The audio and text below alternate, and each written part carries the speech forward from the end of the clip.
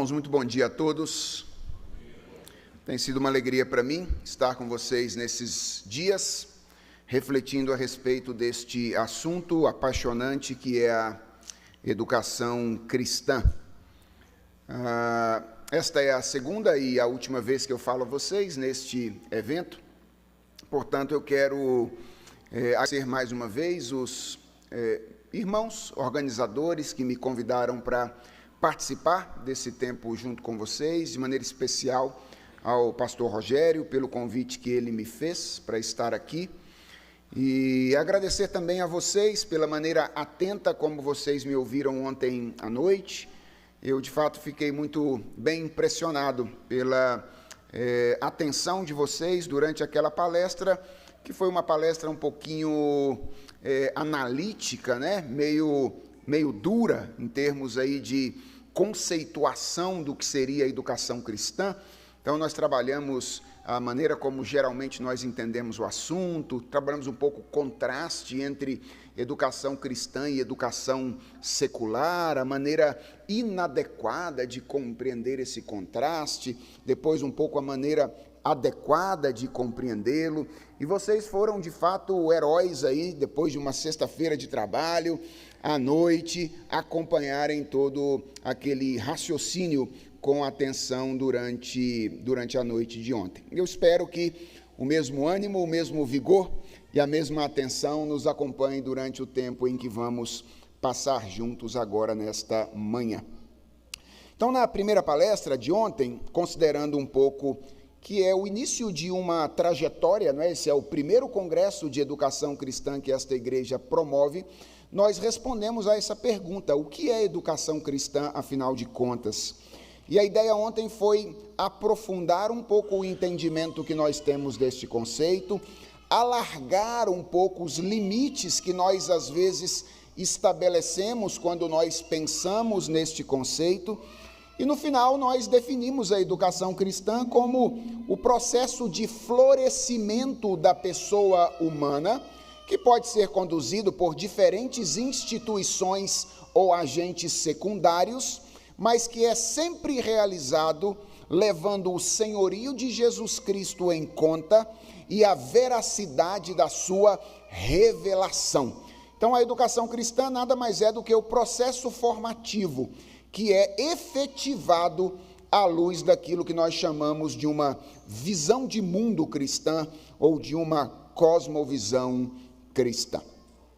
Hoje de manhã eu quero falar um pouquinho a respeito da Palavra de Deus e a educação, que é o tema do congresso no qual nós estamos. E eu quero começar com uma citação do Albert Mohler em um artigo cujo título é Pregar com a Cultura em Mente, em um livro editado pelo Mark Dever, chamado A Pregação da Cruz, publicado pela editora Cultura Cristã no ano de 2010. O Albert Mohler diz o seguinte no seu artigo: a última criatura a quem você deveria perguntar como é se sentir molhado é a um peixe, porque ele não faz ideia de que esteja molhado. Uma vez que nunca esteve seco, ele não tem um ponto de referência. Assim somos nós quando se trata de cultura. Somos como peixes, no sentido de que não temos sequer a capacidade de reconhecer onde a nossa cultura nos influencia. Desde a época em que estávamos no berço, a cultura tem formado nossas esperanças, nossas perspectivas, nossos sistemas de significado, nossos sistemas de interpretação e até mesmo, diz o Albert Mohler, os nossos instrumentos intelectuais. Irmãos, essa citação do Dr. Mohler chama a nossa atenção para a poderosa influência que a cultura na qual nós estamos inseridos exerce sobre nós. Quando nós estamos inseridos em uma cultura, e nós sempre estamos, nós temos a tendência de assumir, sem maiores reflexões, os costumes e, por consequência, os valores daquela cultura. E, obviamente, que para nós que somos cristãos, isso é um grande perigo, porque, como a Escritura nos diz, o mundo no qual nós vivemos jaz no maligno. E isso significa que a cultura na qual nós estamos inseridos é majoritariamente o produto de crenças e de valores que ignoram a Deus e ignoram a sua revelação. Quando, portanto, nós que somos cristãos assumimos de maneira acrítica os costumes culturais, nós estamos correndo um grande risco de assumir um estilo de vida que desagrada a Deus e que não nos conduz àquilo que nós tanto almejamos, que é a nossa verdadeira realização. Eu quero dizer a vocês nessa manhã que isso é verdade a respeito da educação, que é uma dimensão da vida cultural. Existe uma cultura pedagógica que funciona como uma espécie de moldura, que molda quase que inconscientemente a visão educacional das pessoas do nosso tempo. Ontem eu disse a vocês que esse negócio de a educação em caixa alta, assim como um bloco sólido, rígido e monolítico, não existe, né? Educação é como massa de modelar. O que existem são várias perspectivas pedagógicas ou educacionais. Bem, agora o que eu estou dizendo é que, embora haja uma diversidade de perspectivas, no mundo no qual nós estamos inseridos, em geral, essas perspectivas seguem uma cultura, ou elas seguem uma moldura. E essa moldura nos nossos dias é uma moldura que tem duas grandes características que são, na verdade, consequência uma da outra. Essa moldura ou essa cultura é, em primeiro lugar, materialista, e em segundo lugar, ela é humanista, certo? A moldura pedagógica dos nossos dias é materialista e humanista. Por que uma coisa é o resultado da outra? Ora, é simples, irmãos. Quando não existe nada para além do universo material, isso é materialismo, certo? A crença de que nada existe para além do universo material. Qual é a única pessoa que sobra para atribuir sentido e significado ao universo? Ora, é a pessoa humana. Então, o humanismo é, de alguma forma, o resultado natural do materialismo. Quando você assume uma perspectiva materialista, inevitavelmente, a única pessoa que sobra para ocupar o centro daquilo que se faz nesta realidade cultural é o ser humano. Então, essa é a moldura pedagógica na qual nós estamos inseridos. Aliás, esses são os pressupostos fundamentais, as cosmovisões fundamentais que regem a moldura pedagógica no mundo no qual nós estamos inseridos.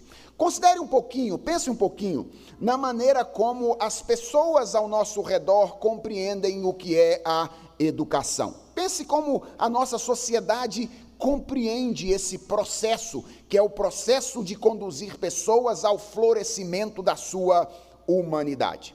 Qual seria o grande objetivo da educação para as pessoas em nossos dias? Se você perguntasse para as pessoas lá na sua vizinhança, para os pais lá dos filhos ou dos alunos que estudam com o seu filho lá na escola, dos coleguinhas deles, qual é a finalidade da educação? Ou para que nós educamos as pessoas?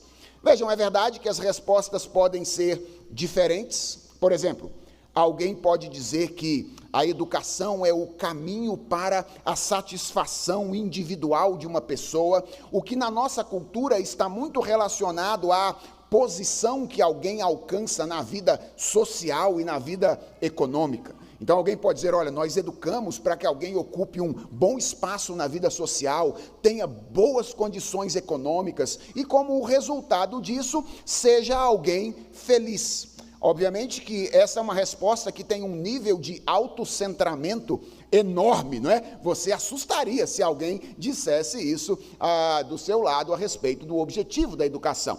E é por isso que a resposta não é majoritariamente essa. As pessoas em geral dizem, não, nós educamos porque acreditamos que a educação é o caminho para uma sociedade mais igualitária, para uma sociedade melhor. Então, essa é uma perspectiva ainda autocentrada, porque ela é centrada na humanidade, mas ela é menos egoísta. Então, o nível de autocentramento é menor, a gente admite mais quando a gente diz educamos para que a sociedade seja mais igualitária e melhor, e não assumimos ou não olhamos com naturalidade quem dá a primeira resposta. Mas o que eu quero que você perceba é que, no final, as duas respostas assumem uma visão antropocêntrica a respeito do objetivo da educação, porque elas sustentam que a educação é algo que nós realizamos para nós mesmos, seja para nós mesmos individualmente, no primeiro caso, seja para nós mesmos coletivamente, no segundo caso. Mas nós estamos presos nessa perspectiva antropocêntrica da educação quando nós respondemos qual é o objetivo da educação dessa maneira. Em segundo lugar, pense um pouquinho em qual é o agente da educação na nossa sociedade ou na nossa cultura. Então, se a primeira pergunta foi para que nós educamos, a segunda é: quem é que tem sobre os ombros a responsabilidade de educar na visão das pessoas da nossa cultura nos nossos dias? Bem, o entendimento geral é o de que a educação é uma tarefa da sociedade, que a sociedade exerce majoritariamente através de uma instituição. Qual é essa instituição? A escola. Nos nossos dias, irmãos, as escolas têm dois grandes pais, não é? É isso mesmo, a escola tem uma família meio alternativa. Ela tem dois grandes pais no mundo contemporâneo. O Estado, é quando nós falamos da escola pública, e o mercado, que é quando nós falamos da escola particular. Então, ela tem dois grandes pais. Mas há certo consenso na nossa sociedade de que o grande responsável pela educação, ou por exercer a tarefa de educação em nome da sociedade, é o primeiro, ou seja, é o Estado. Eu falei ontem, por ocasião de uma das minhas respostas, que no Brasil uma alteração muito significativa aconteceu na Constituição Federal de 1988. Até a Constituição de 88, a ordem em que Estado e família apareciam nas constituições anteriores era família primeiro e Estado depois. Ou seja, a educação era entregue à família e ao Estado. A Constituição de 88 inverte esta ordem. E ali a educação passa a ser primariamente uma tarefa do Estado e, em segundo lugar, uma tarefa da família. Mas essa é a maneira como se compreende quem é o agente da educação nos nossos dias. É a sociedade quem educa, faz isso através de escolas majoritariamente mantidas pelo Estado. E em terceiro lugar, pensem um pouco sobre qual é o conteúdo e qual é a metodologia da educação nos nossos dias, ou qual é a visão da nossa sociedade sobre o conteúdo e as metodologias da educação. Ou seja, a pergunta aqui é: o que nós devemos ensinar para as pessoas quando nós as educamos? Como nós devemos ensinar a essas pessoas? E, obviamente, aqui também as visões elas são diversas. Então, se você for estudar as perspectivas pedagógicas contemporâneas, você vai encontrar algumas que são mais científicas, outras que são mais culturais. Então, perspectivas que dizem que o conteúdo da educação deve sair da ciência, outras que dizem não, deve sair majoritariamente da cultura. Você vai encontrar metodologias pedagógicas que são mais teóricas, alguns chamariam de mais conteudistas, outras perspectivas pedagógicas que são mais experienciais, mais experimentais. Então a resposta pode variar, mas o pressuposto ou o foco está sempre no conhecimento que nós, enquanto sociedade, obtivemos ou elaboramos ao longo da nossa história.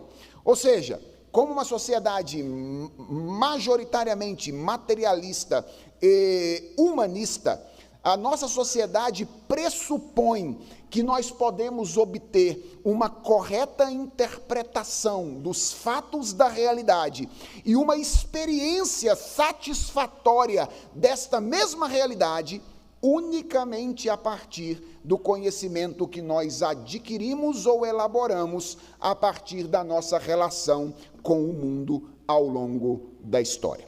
Grosso modo, irmãos, é assim que as pessoas concebem a educação nos nossos dias, como um processo de formação que é socialmente conduzido, através do qual um indivíduo aprende a se relacionar com o mundo ao seu redor e com os outros, por meio do aprendizado de um conjunto de saberes que é historicamente construído. E o problema é que, como cristãos que vivemos nesse contexto, como peixes que estão dentro dessa água, frequentemente nós assumimos essas ideias sem problematizá-las, ou assumimos essa mentalidade sem em nenhum momento colocá-la em xeque. Não é incomum, irmãos, nós encontrarmos hoje em dia famílias cristãs que assumiram essa cultura pedagógica e que, ao considerar a educação dos seus filhos, estão muito satisfeitas com o status quo daquilo que está acontecendo nos nossos dias, que é o status quo de crianças entregues à sociedade para serem instruídas apenas no saber que a sociedade construiu historicamente, visando a satisfação pessoal delas ou a construção daquilo que nós chamamos no mundo contemporâneo de um mundo melhor. É verdade que há até alguns pais que se incomodam com algumas coisas. Há muitos pais cristãos hoje incomodados, por exemplo, com a falta de tempo que eles têm na relação dos seus filhos. A gente sabe, em geral, que a gente trabalha demais e não gasta o tempo que a gente deveria gastar com as nossas crianças.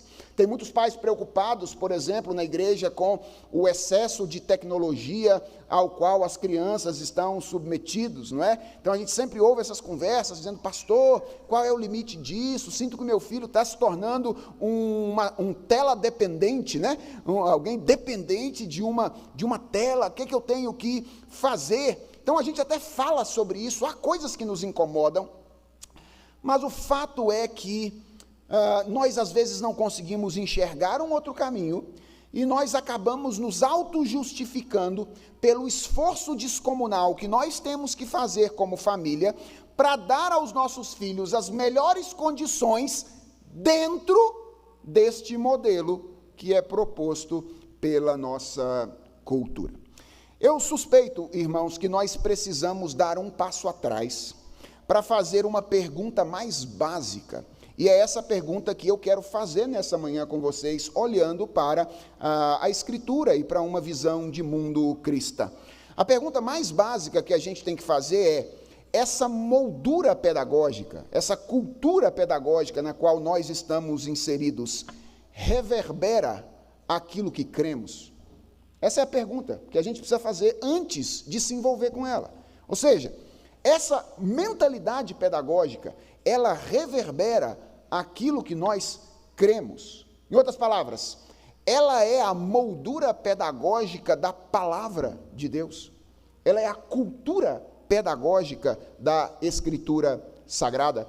E eu quero convidar vocês aí àquele texto básico de educação cristã na Escritura, sem o qual não existe nenhum encontro de educação cristã, certo? Deuteronômio capítulo 6. Se você for a um encontro de educação cristã e ninguém lê Deuteronômio 6, você não foi a um encontro de educação cristã, certo? Então, para que você tenha ido a um encontro de educação cristã, vamos ler Deuteronômio capítulo 6, versos de 1 a 9, ele é extremamente instrutivo para o que nós vamos verificar nesta manhã. O texto diz assim: são estes os mandamentos, os estatutos e os juízos que o Senhor, seu Deus, ordenou que fossem ensinados a vocês, para que vocês os cumprissem na terra em que vão entrar e possuir, para que durante todos os dias da sua vida, vocês, os seus filhos e os filhos dos seus filhos temam o Senhor seu Deus, e guardem todos os seus estatutos e mandamentos que eu lhes ordeno, e para que os seus dias sejam prolongados. Portanto, escute, Israel, e tenha o cuidado de cumprir esses mandamentos, para que tudo lhes corra bem, e vocês muito se multipliquem na terra que mana leite e mel, como o Senhor, o Deus dos seus pais, lhes prometeu. Escute, Israel, o Senhor nosso Deus é o único Senhor. Portanto, ame o Senhor seu Deus de todo o seu coração, de toda a sua alma e com toda a sua força. Essas palavras que hoje lhe ordeno estarão no seu coração. Você as inculcará a seus filhos e delas falará quando estiver assentado em sua casa, andando pelo caminho, ao deitar-se e ao levantar-se. Também deve amarrá-las como sinal na sua mão, e elas lhe serão por frontal entre os olhos, e você as escreverá nos umbrais de sua casa e nas suas portas. Se você estranhou aí a tradução, possivelmente vocês têm aí a versão revista e atualizada. Eu li aqui na Nova Almeida Atualizada, que é a versão que temos usado lá na nossa igreja de uns 3 anos para cá. A NAA é a versão que eu acabei de ler. Bem, eu queria que a gente agora voltasse para aquelas questões com as quais nós introduzimos a nossa reflexão: objetivo, agente e conteúdo, e perguntássemos se aquilo que nós podemos aprender nesta passagem e algumas outras da Escritura corresponde à maneira como a nossa sociedade concebe a moldura pedagógica ou a cultura educacional. Então, vamos ao objetivo da educação. À luz desta passagem da Bíblia, para que nós educamos? Qual deve ser a finalidade da educação? Bem, irmãos, ao contrário do que a nossa sociedade costuma pensar, e nós, às vezes, juntamente com a nossa sociedade, por assumirmos o seu pensamento acriticamente, segundo a Escritura, a relação mais fundamental na qual nós, seres humanos, estamos envolvidos, preste atenção nisso, não é a relação conosco mesmos, não é a relação com o outro, e não é a relação com o mundo, mas a relação mais fundamental na qual cada ser humano está envolvido é a relação com Deus. Irmãos, foi essencialmente para isso que todos nós fomos criados, para estabelecermos a princípio ou por princípio, de princípio, uma relação com Deus. Logo, o alvo final da educação, o objetivo final da educação, não é a tomada de consciência da nossa identidade, como algumas pessoas parecem afirmar nos nossos dias. Também não é o desenvolvimento de competências socioemocionais. Esse é o negócio do momento, não é?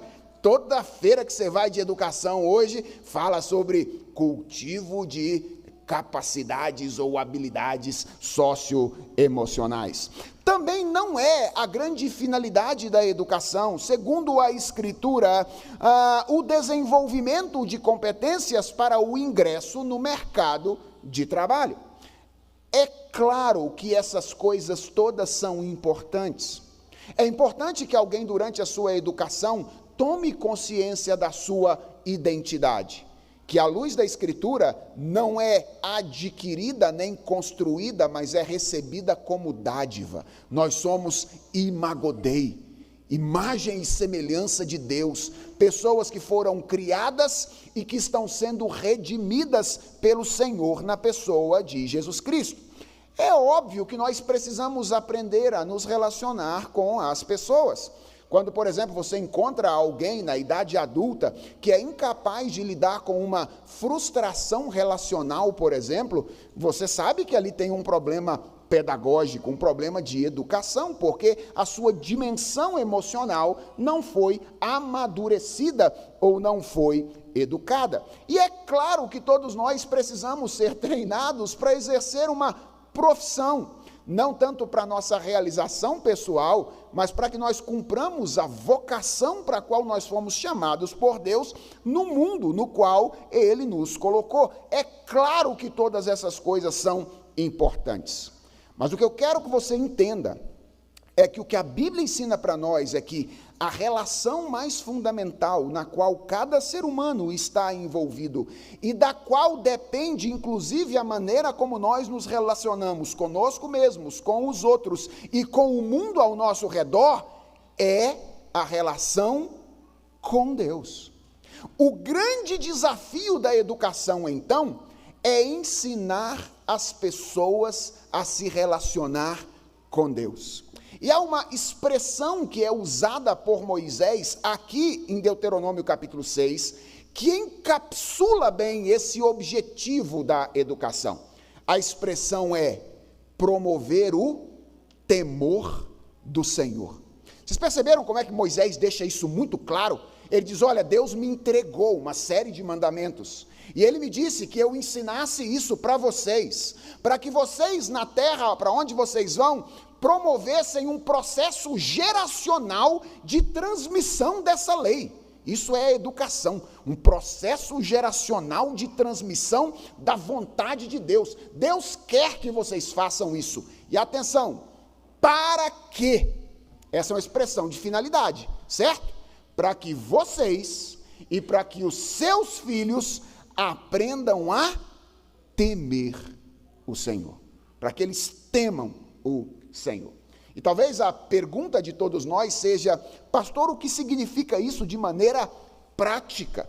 A gente ouve muito falar sobre o que é temer a Deus, temer ao Senhor, mas de maneira prática, o que é que isso significa? Bem, há um livro na Bíblia que para mim é o livro de pedagogia bíblica por excelência. De que livro que eu estou falando? Provérbios, certo? Provérbios é o livro de pedagogia bíblica por excelência. E há um capítulo em Provérbios, no capítulo 3, onde nós encontramos alguns poucos versículos que eu acredito sintetizam muito bem o que significa ser alguém que teme ao Senhor.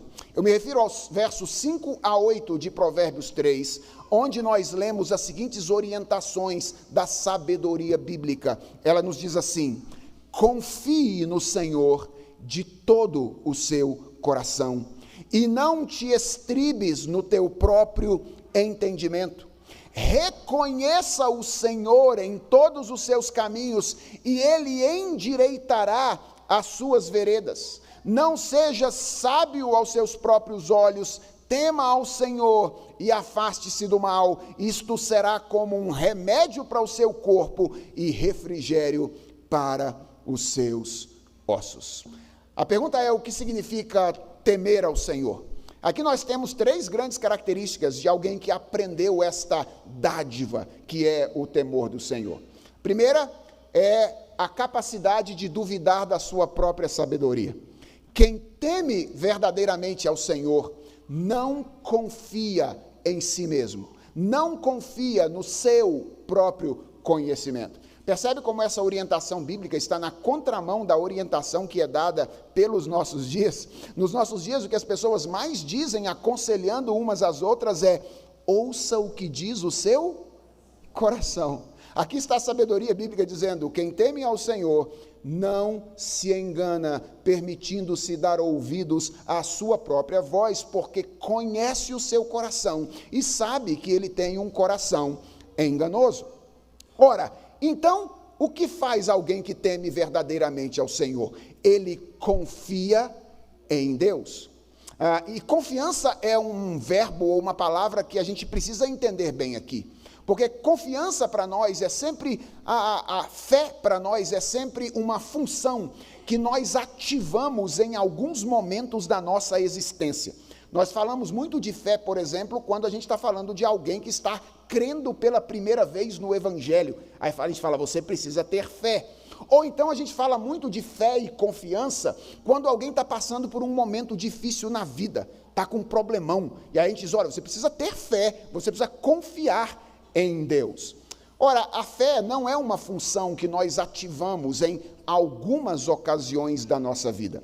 A fé é uma função que está sempre ativa em nós. Nós somos seres fiduciários, crédulos, assim como nós somos racionais, emocionais, afetivos, volitivos e etc. A fé é uma função que está ativa em toda decisão que nós fazemos na nossa vida. Cada escolha que nós fazemos na nossa vida, nós fazemos confiando, crendo que ela é a melhor para nós e trará aquilo que de melhor nós podemos obter da nossa relação com a realidade ao nosso redor. O que a sabedoria de Provérbios diz é que quem teme ao Senhor, confia no Senhor de todo o seu coração.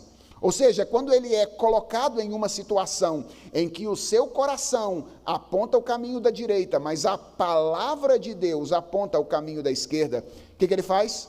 Ele dá ouvidos à voz de Deus, ao invés de dar ouvidos à voz do seu coração. Isso significa temer o Senhor, é acreditar que o caminho apontado por Deus é sempre o caminho melhor.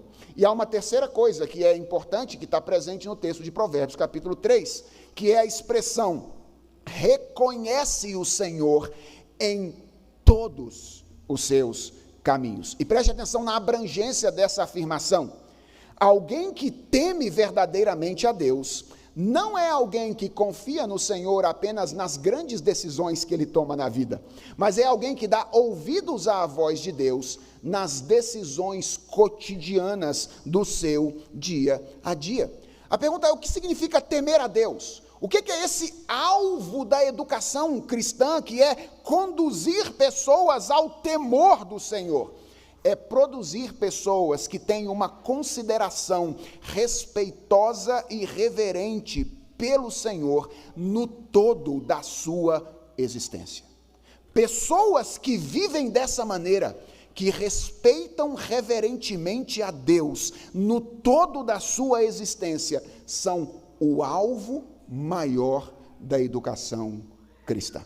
Para que nós educamos, portanto? Para que nós encaminhamos os nossos filhos? Para que nós ensinamos a Bíblia na escola dominical? Para que nós ensinamos na escola os nossos alunos? Para vê-los aprender a respeitar reverentemente o Senhor em todas as escolhas e decisões que eles fazem ao longo da sua existência. O objetivo da educação cristã não é um objetivo imanente, como o objetivo da educação secular o é, mas é um objetivo transcendente que visa relacionar as pessoas a Deus.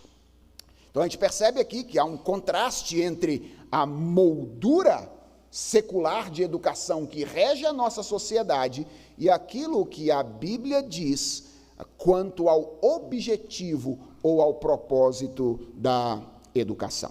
Bem, será que a nossa moldura, a moldura da nossa sociedade, acertou no agente? Ou seja, o agente da educação é mesmo a sociedade como as pessoas parecem propor por aí? Vejam, à luz de uma perspectiva cristã, eu quero que você saiba que o agente da educação é Deus, certo? É Deus. E talvez você esteja estranhando a minha afirmação. E eu não ficaria surpreso se você dissesse para mim, olha, eu estranhei isso que você está dizendo aí, que Deus é o agente da educação. E eu acho que isso acontece porque nós estamos tão acostumados a pensar na educação como um movimento exclusivamente horizontal, algo que nós fazemos em relação às novas gerações, que nós nos esquecemos de que a educação é primariamente um movimento vertical, não horizontal, mas vertical. Vejam, até mesmo quando a gente vai confrontar a mentalidade secular quanto à ideia de que é o Estado ou é o mercado que deve assumir a tarefa da educação das pessoas, a gente, em geral, aponta para a família como a instituição pedagógica por excelência. Atenção, há um sentido no qual isso pode ser feito. Eu acredito, e vou mostrar daqui a pouco, que entre os agentes secundários da educação, a família exerce primazia numa visão cristã da realidade, mas a gente não pode se esquecer de que não é nem a família, nem a igreja, nem a escola, nem o Estado, nem o mercado, os educadores por excelência. O educador por excelência é Deus. Veja que o texto aqui não começa, Deuteronômio 6, com a tarefa pedagógica do povo. Ele começa com Deus entregando a Moisés aquilo que Moisés deveria ensinar ao povo, para que o povo então transmitisse aos seus filhos. De onde é que procede o conhecimento em Deuteronômio capítulo 6? Ele procede do Senhor. E o que a Bíblia diz, irmãos, é que não existe conhecimento que não proceda de Deus. Aliás, pense um pouquinho nisso. Deus é o único que não transmite conhecimento de segunda mão. Todos nós transmitimos conhecimento de segunda mão. Deus não. Ele é o único que tem conhecimento original. Não há nada que ele não saiba. E não há pessoa que Deus não possa ensinar. Você se lembra das perguntas retóricas de Isaías 40, que são repetidas pelo apóstolo Paulo lá no capítulo 11 da carta aos Romanos? Isaías diz assim: quem guiou o Espírito do Senhor? Ou como seu conselheiro, quem o ensinou? Com quem tomou Deus conselho para que lhe desse compreensão? Quem o instruiu na vereda do juízo e lhe ensinou sabedoria e lhe mostrou o caminho de entendimento? Irmãos, o que essas perguntas retóricas estão mostrando para nós é que Deus é a fonte original de todo conhecimento. Se existe conhecimento, você sabe de onde é que ele foi, de onde é que ele brotou. Ele nasceu do ser e do caráter do próprio Deus. Há várias passagens na Bíblia que apresentam Deus como o mestre por excelência. Uma dessas passagens é Tito, capítulo 2, versos 11 e 12, onde o apóstolo Paulo diz, você se lembra dessa expressão? Que a graça de Deus se manifestou salvadora a todos os homens, e preste atenção a essa expressão paulina, educando-nos para que, renegadas a impiedade e as paixões mundanas, vivamos no presente século justa, sensata e piedosamente. Irmãos, se o objetivo da educação é conduzir pessoas ao temor do Senhor, quem é a única pessoa que pode fazer isso? A resposta é Deus. E nessa passagem há uma curiosidade semântica bastante interessante. Sabe qual é o termo grego que é traduzido pelo apóstolo Paulo aí por educando-nos? É uma palavra que vem da raiz paideuo, de onde vem paideia e de onde vem a nossa palavra pedagogia. Olha que interessante, Paulo está dizendo que Deus tem um ministério pedagógico, ou seja, a graça de Deus tem um ministério pedagógico. E talvez você esteja dizendo assim, pastor, achei legal aí essa passagem de Tito capítulo 2, mas assim, ontem o senhor falou que educação cristã é um negócio mais abrangente, que tem a ver não apenas com a nossa vida espiritual, mas com a nossa vida no mundo como um todo.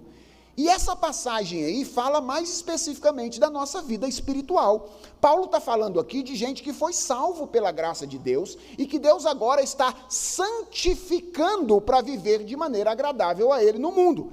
É verdade Então deixa eu apontar para você duas outras passagens onde Deus aparece como mestre, em contextos relacionados a conhecimento que não estão diretamente ou a princípio relacionados à nossa vida religiosa. A primeira é Êxodo capítulo 35, versos 30 a 35, que é parte da narrativa da construção do tabernáculo no meio do povo de Israel. E eu creio que você se lembra dessa narrativa. O tabernáculo tinha uma dimensão estética. Deus se valeu da estética para comunicar ao povo de Israel, naquela ocasião, algumas verdades espirituais. E a pergunta é, quem é que vai produzir essa dimensão estética do tabernáculo? E Deus, então, no verso 35, diz o seguinte: eis que o Senhor chamou pelo nome a Bezalel, filho de Uri, filho de Ur, da tribo de Judá, e preste atenção, e o Espírito de Deus o encheu de habilidade, inteligência e conhecimento em todo artifício, e para elaborar desenhos e trabalhar em ouro, em prata, em bronze, e para lapidação de pedras de engaste, e para entalho de madeira, e para toda sorte de lavores. Também lhe dispôs o coração para ensinar a outrem, a ele e a Oliabe, filho de Aizamaque, da tribo de Dan, encheu-os de habilidade para fazer toda a obra de mestre, até a mais engenhosa, e a do bordador em estofa azul, em púrpura, em carmesim e em linho fino, e a do tecelão, sim, toda sorte de obra, e a elaborar desenhos. De que tipo de conhecimento nós estamos falando aqui em Êxodo capítulo 35? Daquilo que a gente chama de conhecimento enquanto habilidade. É o saber fazer, não é isso? Saber fazer. Aquelas pessoas que têm habilidade em desenhar, fazer trabalhos manuais. Em geral, quando nós olhamos para alguém assim, o que nós dizemos simplesmente é: nossa, que pessoa talentosa. Ou, você deve ter estudado muito, deve ter dado muito trabalho para você chegar a esse ponto de realizar esta atividade. Veja, é verdade que adquirir essas habilidades envolvem a nossa participação. Deus não nos exclui da sua pedagogia, Ele nos inclui na sua pedagogia. Mas o que é que esse texto está dizendo?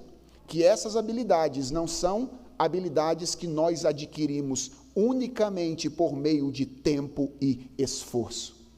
Essas habilidades são dádivas, são presentes, que são concedidas por Deus ao ser humano. Portanto, quando você olhar para o seu filho e perceber que ele está aprendendo a desenhar bem, dê glórias a Deus. Quando você olhar para o seu filho e aprender que perceber que ele está levando jeito para a música, tem um instrumento musical que ele pega e ele leva isso com facilidade, dê glórias a Deus. Quando você conversar com seu filho de 5, 6 anos e perceber que ele coloca você em enrascadas, implicando as suas teses, porque é lógico para danar, dê glórias a Deus, porque todos esses conhecimentos são dádivas que Deus atribui ao ser humano. Agora, dê uma olhada em Isaías capítulo 28, a partir do versículo 23 até o versículo 29, e aqui nós temos uma parte de um oráculo de julgamento, onde o profeta diz o seguinte: inclinai os ouvidos e ouvi a minha voz. Estou lendo Isaías 28, a partir do verso 23. Atendei bem e ouvi o meu discurso. Porventura, lavra todo dia o lavrador para semear? Ou todo dia sulca a sua terra e a esterroa? Porventura, quando já tem nivelado a superfície, não lhe espalha o endro, não semeia o cominho, não lança nela o trigo em leiras ou cevada no devido lugar, ou espelta na sua margem? De que Isaías está falando aqui? Do conhecimento que o lavrador tem do funcionamento da terra. Isaías está falando de agronomia, certo? Esse é o assunto. Quando o lavrador vai fazer o seu trabalho, ele fica fazendo buraco todo dia? É isso que Isaías está perguntando. Ele fica fazendo buraco todo dia? Ou ele fica só jogando semente. Não tem a hora certa para cada coisa. A hora de fazer buraco, a hora de lançar a semente, a hora de tampar o buraco, a hora de mexer a terra. Não tem cada hora. O lavrador não sabe disso. Se você fosse perguntado, por que o lavrador sabe disso? O que você diria? O que você diria? Você diria, porque ele treinou. O pai dele ensinou. Ele estudou agronomia numa universidade. Olha a resposta de Isaías. Pois o seu Deus assim o instrui devidamente e o ensina. Ou seja, como é que o lavrador aprendeu isso? Ele está se relacionando com a revelação de Deus no mundo criado. Portanto, ele está sujeito ao ensino que Deus está oferecendo a ele através da sua revelação. E ele continua dizendo, porque o endro não se trilha com instrumento de trilhar, nem sobre o cominho se passa a roda de carro, mas com vara se sacode o endro e o cominho com pau. Ou seja, tem o instrumento certo para mexer cada tipo de semente. Você não mexe de qualquer jeito, e o lavrador sabe disso. Acaso é esmiuçado o cereal? Diz ele. Não, o lavrador nem sempre o está debulhando, nem sempre está fazendo passar por cima dele a roda do seu carro e os seus cavalos. E a pergunta é, por que o lavrador sabe disso? E Isaías termina, também isso procede do Senhor dos Exércitos. Ele é maravilhoso em conselho e grande em sabedoria. O que essas palavras de Isaías dizem para nós? Que aquele conhecimento que nós chamamos de conhecimento científico ou conhecimento cultural, o conhecimento que é o conhecimento do funcionamento do cosmos, não é um conhecimento que nós adquirimos apenas com tempo e esforço. É dádiva de Deus. E é por isso que não existe nada mais contrassensual do que alguém que conhece e é orgulhoso ao mesmo tempo. Sim, é verdade, o conhecimento costuma levar a gente para soberba. Paulo diz isso, que o saber ensoberbece. Mas isso é um contrassenso. Por quê? Porque quem conhece as coisas com profundidade deveria saber que ele não conhece por causa do esforço que ele fez e do tempo que ele passou em cima dos livros. Por mais que isso tenha sido verdade, ele conhece porque aprouve a Deus revelar a ele por graça e por misericórdia.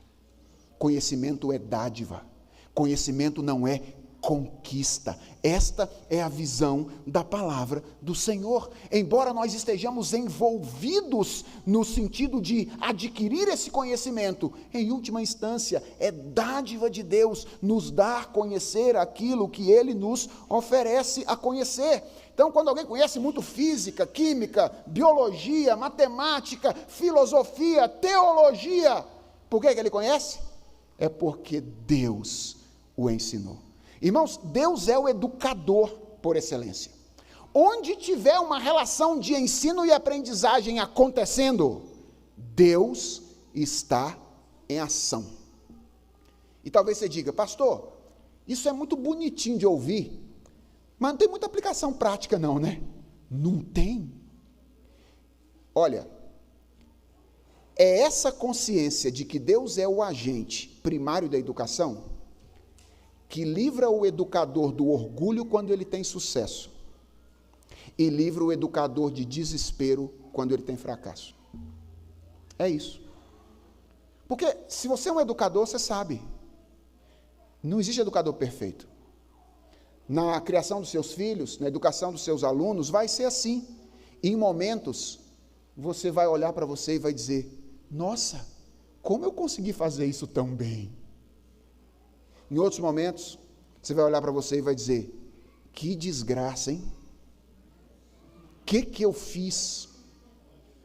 Veja, se você acha que você é o educador por excelência, e não Deus é o educador por excelência, quando você olhar para você e tiver feito alguma coisa legal, aí seu ego vai lá em cima. Você diz, eu sou bom. Se você acha que você é o educador por excelência, quando você faz uma coisa que dá caca, não funciona bem, a sua tendência é entrar em desespero. E olhar para a sua família, para os seus filhos, para os seus alunos e dizer, quem poderá salvá-los? Não é? Porque você está achando que depende de quem? De você. não depende.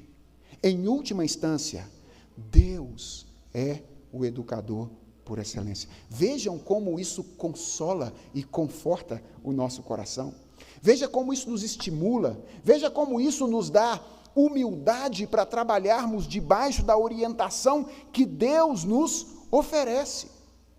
Mas isso não significa que nós podemos cruzar os braços e ficar sem fazer nada, porque Deus exerce o seu ministério pedagógico através de agentes secundários. Então existe o agente primário da educação, que é Deus, mas existem os agentes secundários, que são aqueles através dos quais Deus educa as pessoas.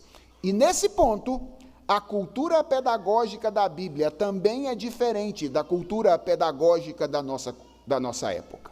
Por quê? Porque enquanto na cultura pedagógica dos nossos dias, a sociedade, o Estado, o mercado são vistos como os educadores secundários por excelência, quer dizer, no caso dessa mentalidade, eles são vistos como primários mesmo, não é? A visão de mundo cristã concebe a família como a instituição responsável pela educação dos indivíduos no meio ou entre os agentes secundários. Lembra do que diz o Salmo 78, versos 4 a 8? Poesia bíblica diz assim: o que ouvimos e aprendemos, atenção, o que os nossos pais nos contaram, olha, quem é que está exercendo a atividade aqui? Não o encobriremos a seus filhos, contaremos à geração vindoura os louvores do Senhor e o seu poder e as maravilhas que fez. Ele estabeleceu um testemunho em Jacó e instituiu uma lei em Israel e ordenou aos nossos pais que os transmitissem a seus filhos, a fim de que a nova geração os conhecesse e os filhos que ainda hão de nascer se levantassem e, por sua vez, os contassem aos seus descendentes, para que pusessem a sua confiança em Deus e não se esquecessem dos feitos de Deus, mas lhes observassem os mandamentos. Veja como é que o texto fala exatamente dessa instituição familiar como a responsável pela educação das crianças. Preste atenção num detalhe. Eu não estou dizendo que famílias não possam ser ajudadas por outras instituições nesse desafio. A igreja, a escola, podem ser instrumentos de auxílio da família neste desafio pedagógico ou educacional, mas preste atenção na ordem. Eu estou falando que, em uma perspectiva bíblica, a ordem é pais auxiliados por igreja e escola, e não o contrário, como a cultura pedagógica dos nossos dias, às vezes até mesmo em escolas cristãs, parece dizer. Não é incomum você chegar em uma escola cristã, como pai, e aí você ser atendido pelo orientador, que olha para você e diz assim: olha, nós queremos agradecer muito a contribuição de vocês na educação dos seus filhos. E a minha vontade é olhar e dizer: tem alguma coisa errada acontecendo aqui? Tem uma coisa errada acontecendo aqui. Na verdade, vocês não têm que agradecer nada da nossa contribuição, porque não somos nós que estamos contribuindo com vocês em nada. Na verdade, Deus nos deu essa tarefa como família. E nós, debaixo da nossa autoridade, é que estamos contando com o auxílio de vocês na educação dos filhos a quem Deus nos entregou. Percebe como é que a coisa às vezes está invertida? E sem perceber, mesmo escolas cristãs assumem essa mentalidade de que é a escola a responsável e a família é uma ajudadora da escola nesse trabalho. A coisa está invertida. Não é isso que a visão de mundo bíblica diz a respeito de quem deve exercer a educação. E a razão pela qual isso é assim, irmãos, não é um casuísmo. Sabe por que Deus estabeleceu a família como essa grande responsável pela educação das crianças? É porque nenhuma outra instituição tem as condições que a família tem para fazer esse trabalho. Deus não dá ponto sem nó. Quando Deus estabelece um princípio, Ele está levando em conta que, sendo o criador da realidade, Ele conhece o funcionamento da realidade e sabe como as coisas funcionam ou foram criadas para funcionar. Então, deixa eu apontar para vocês 5 razões pelas quais uma família tem melhores condições de educar ou se responsabilizar pela educação de uma criança em relação a outras instituições. Primeira, estrutura interna. Numa família são quantas crianças? Quantos pais e quantas crianças, em geral? Vou falar da nossa cultura, certo? 2 para 2, certo? Em geral é isso. Quando tem muito filho na nossa cultura, 3, 4. Quando tem muito, quando alguém tem 4 filhos na nossa cultura, a gente já olha e diz, você achou que o mandato social era só para você? Não é verdade? Fulano tem 4 filhos, a gente olha e diz, você achou que o mandato social era só para você? Então, hoje, 2 para 2. É um pai, uma mãe, para educar 2 crianças. Olha para a escola, gente. A escola é um professor para lidar com quantos? 40 alunos. 50 alunos. Se ele for um professor de ensino fundamental 2, que passa pelas classes aí, professor de física, de química, de ensino médio, etc., ele tem 500 alunos. Minha pergunta é, como é que um indivíduo que tem 500 pessoas se responsabiliza pela educação delas? Isso é impossível. A estrutura interna da família favorece essa responsabilização. Segunda coisa que a família tem de ponto de partida, vínculos naturais de afeto e confiança. Vocês sabem que a gente não aprende nada com gente de quem a gente não gosta, certo? Quer dizer, a gente até aprende, mas tem que fazer um esforço. Se ontem, quando eu peguei a palavra aqui para falar com vocês, vocês olharam para a minha cara e disseram assim, não fui com a cara desse rapaz, possivelmente você não aprendeu nada comigo. Por quê? Porque a gente se fecha para aprender com pessoas com quem a gente não tem vínculo de afetividade e de confiança. Os vínculos de afeto pavimentam a relação de ensino e aprendizagem. Olha o desafio de um professor, gente. Se ele tem 40 alunos, ele tem que, ano após ano, criar vínculo de afetividade com 40 pessoas diferentes. Os seus filhos, eles já vêm ao mundo gostando de você, certo? Eles não precisam fazer esforço nenhum para gostar de você e confiar em você. É verdade, a depender do tipo de relação que se estabelece, esses vínculos podem ser quebrados. Relações de abuso, por exemplo, podem quebrar esses vínculos. Mas eles são naturalmente estabelecidos. A família sai na frente. Terceiro, em geral, a família ensina através de educação informal. Já pararam para pensar nisso? O professor de escola dominical, ele tem que ficar criando situações hipotéticas para aplicar o ensino. Então, ele está ensinando lá sobre o mandamento não furtarás. Aí ele tem que ficar criando uma hipótese, certo? Olha, se um dia você encontrar algo que não é seu, você não pode pegar, porque isso é roubar. Como é que acontece na família? O menino chega em casa com um negócio que não era dele. E você tem que lidar com isso. A vida na família, o aprendizado na família, acontece no meio da vida acontecendo. Você não precisa criar uma hipótese para ensinar o seu filho. A vida te dá as hipóteses, os momentos para que isso aconteça. Em quarto lugar, a autoridade da família é diferente de qualquer outra instituição pedagógica. Ninguém pode, por exemplo, corrigir como a família pode corrigir. O exercício da disciplina no ambiente familiar é diferente do exercício da disciplina em qualquer outra instituição. E quinto, a família é uma instituição onde o aprendizado é necessário. Necessário em que sentido? Olha, meu amigo, na família, ou você aprende, ou você aprende. Sabe por quê? Porque ela é o último reduto de segurança de um indivíduo. Eu tenho um filho de 10 anos de idade. De vez em quando ele fica bravo comigo porque a gente tem tensões relacionais. E aí sabe o que ele faz? Ele entra no quarto e fecha a porta. Mais cedo ou mais tarde, ele tem que sair. E quando ele tiver que sair, quem é que vai estar lá fora? Eu. Ele tem que se virar para lidar com aquela situação na qual ele foi colocado.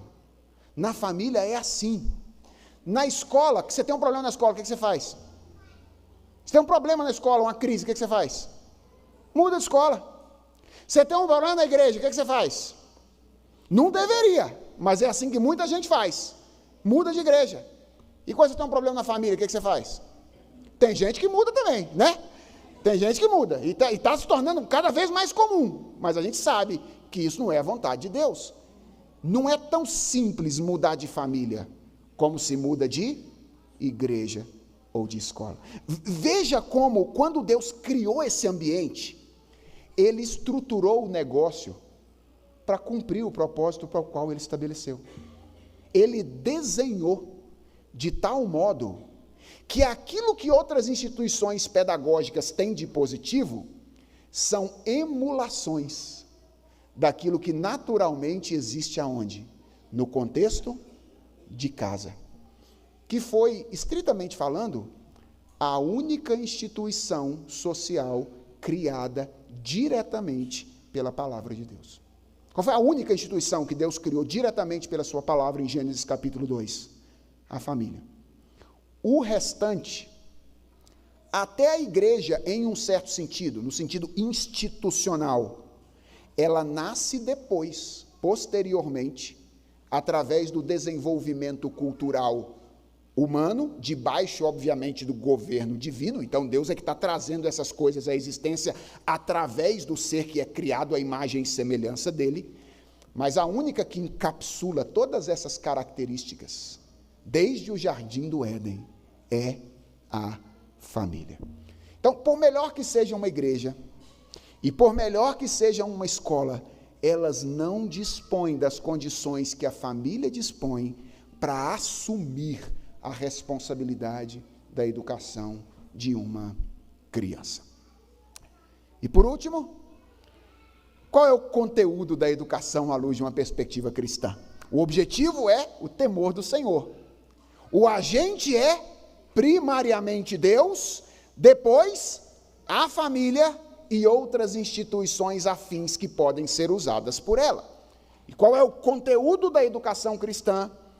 O texto diz que é a lei do Senhor. Lembra de Deuteronômio 6? Deus me entregou essa lei e está me mandando transmitir para vocês, para que vocês as transmitam ao seu filho e assim de geração em geração. Bem, aqui deixe-me dar uma outra palavra de esclarecimento. Pode parecer que eu estou defendendo aqui que o único conteúdo relevante da educação cristã seja a Bíblia, e que então nós devemos abandonar o estudo das ciências, o estudo da cultura, e substituir essas coisas pelo estudo da teologia. Vejam bem, gente, apenas quem não conhece bem a Bíblia poderia pensar alguma coisa dessa natureza, certo? Porque o que a Bíblia diz é que Deus é o Criador de todas as coisas.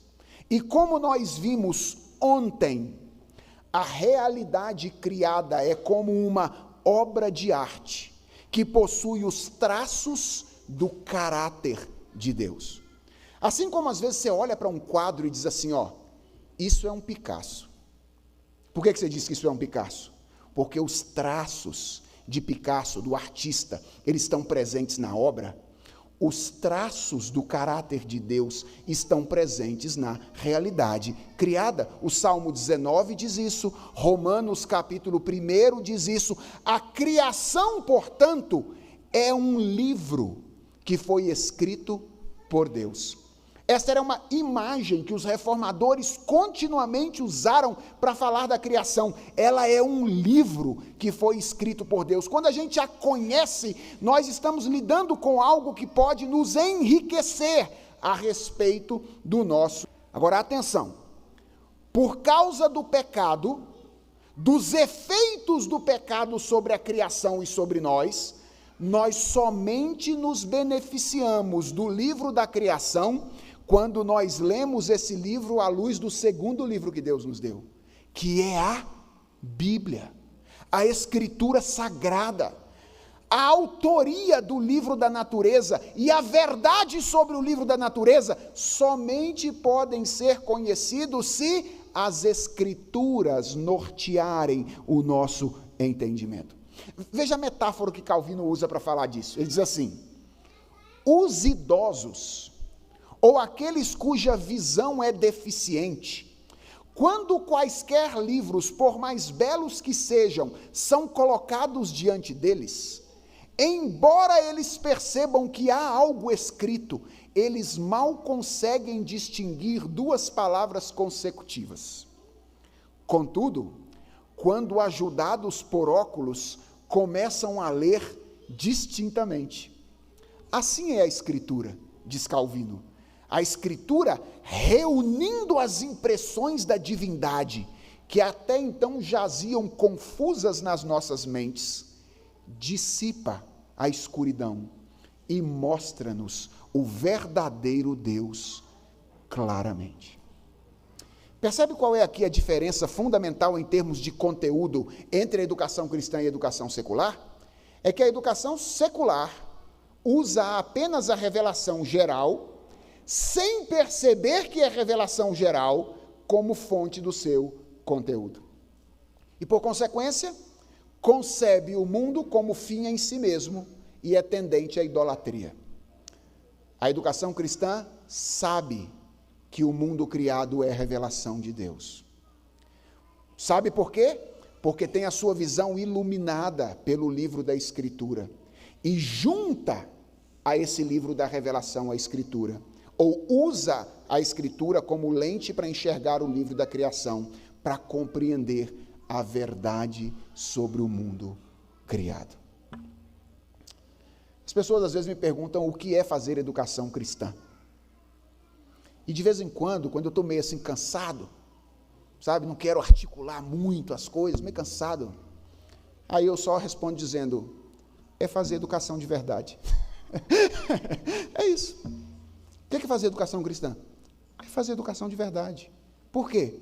Porque sem a lente do cristianismo, sem Cristo, sem a revelação, sem a transformação do coração, você pode até enxergar momentos de verdade pela graça comum de Deus presentes na realidade criada.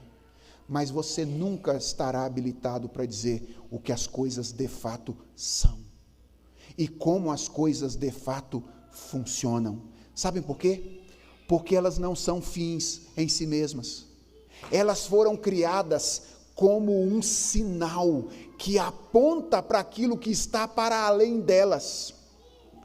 Fazer educação secular é como alguém que está andando numa estrada, vê o sinal de que tem uma curva à direita e se satisfaz dizendo que viu a curva porque viu a placa. Não, ele não viu a curva. Ele só viu a placa. A placa aponta para algo que está além dela. O mundo é assim, irmãos. O mundo é uma placa. O mundo é um vitral. Ele aponta para a beleza de Deus, para a grandeza de Deus, para a justiça de Deus, para a verdade de Deus que está fora desse mundo.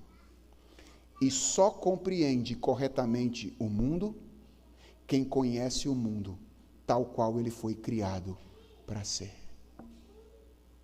Quem não conhece vai cair inevitavelmente em idolatria. Vai fazer do mundo os ídolos, os deuses em torno dos quais a vida vai girar. É só quando a Escritura ilumina os nossos olhos e a gente percebe a natureza revelacional do mundo que a gente pode enxergar as coisas como elas verdadeiras são. O que nós aprendemos aqui nessa manhã, irmãos? Resumindo e encerrando o nosso tempo de reflexão. Ora, nós aprendemos que a Bíblia tem uma cultura pedagógica, uma moldura pedagógica que é diferente da moldura da cultura pedagógica que nos rodeia. Enquanto a nossa cultura vê a educação majoritariamente como algo que a sociedade faz por meio do Estado ou do mercado, e que consiste em ensinar a alguém a relacionar-se com o mundo, maximizando as possibilidades da sua satisfação pessoal ou coletiva, isso é a moldura da educação do mundo contemporâneo.